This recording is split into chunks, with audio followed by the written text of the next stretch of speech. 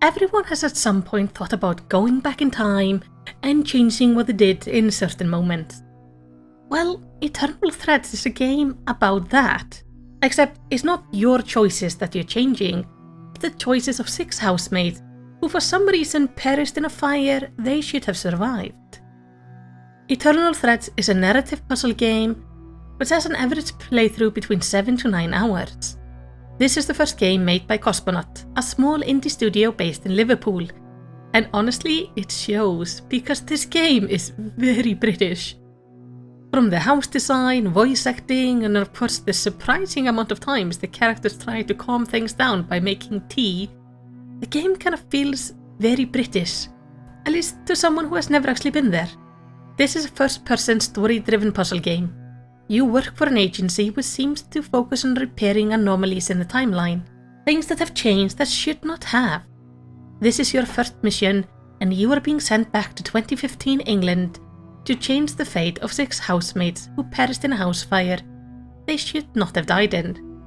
In this game you have access to the house and the events in the week prior to the incident, and you must find anomalies in the timeline and change the person's choice to try to find the right outcome for all.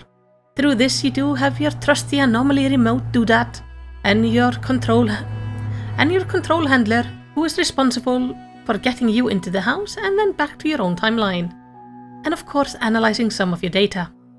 He basically just pipes in from time to time with either useful or useless random things to say. At first I thought I would find him quickly annoying, but honestly I kinda ended up enjoying his remarks. They weren't too many, and there was just something charming about him. After being shown the controls and made to change one anomaly, you are let free to roam the house and the timeline as you wish. Through your remote you have access to the timeline, which has closing in on 200 events, or points in time that either happen or could happen based on your choices. You can choose to view these in any order, though I honestly recommend going just chronologically to begin with. You will spend a lot of time watching these moments early in the game, seeing these segments and then seeing Agent 43, which is you, type a description or something punny to name the segment. And as you do, slowly the timeline fills up with named moments instead of just segment 33 or something like that. And while this was incredibly handy later on to identify segments, it got a bit grating early on as I was watching multiple short segments in a row and just wanted to move on to the next one, but had to wait while the agent was typing out the name. Now this was not annoying enough to make me want to quit the game, but definitely annoying enough for me to remember it.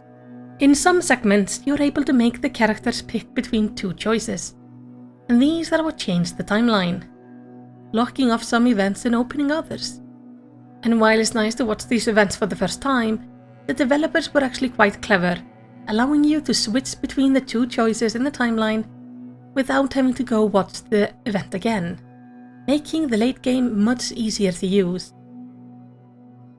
Another good thing they put in is a dotted line on the timeline showing you which events connect to which one.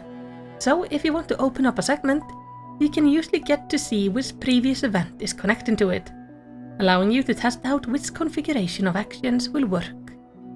Though a few times I noticed this feature kinda bugged out for me and just refused to show me connection, but at least it was never game breaking, just a bit frustrating. Now each segment is nicely voice acted and animated. The animation can be a bit stiff at times, but overall I felt the characters' personality translated really well through their movement. And I started really caring about these 6 housemates and their lives as I observed them. Each one has their story, wants, dreams and issues, and I feel the game dealt really nicely with some mature subjects. These included abuse, traumatic loss, mental illness, violence, and both recreational and medical use of illegal drugs. But each one of these I felt was handled well. So this is kind of what we could count as a puzzle walking simulator. You spend a lot of your time walking around, searching areas, and most importantly, observing these conversations and events. And early on it got me really curious about areas of the house, especially those you don't have access to from the start. The main puzzle is both finding a way to help everyone survive, and preferably get their optimal outcome, but you also need to manipulate the timeline to get into these areas. So figuring out who must be where and at what time, so someone can find the key you need.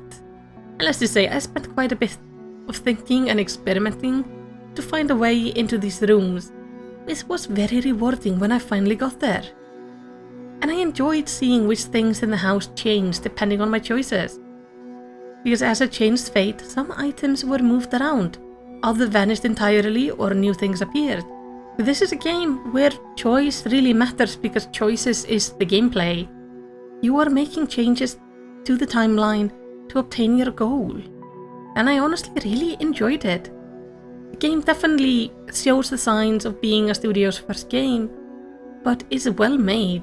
And I'm genuinely surprised I had never heard about it until it came around in the Epic Games "this game is free this week" system.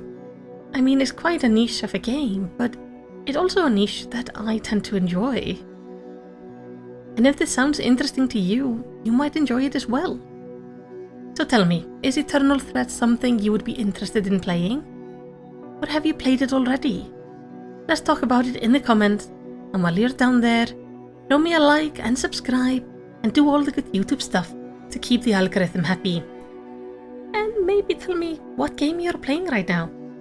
But whatever you do, I hope you have a lovely day.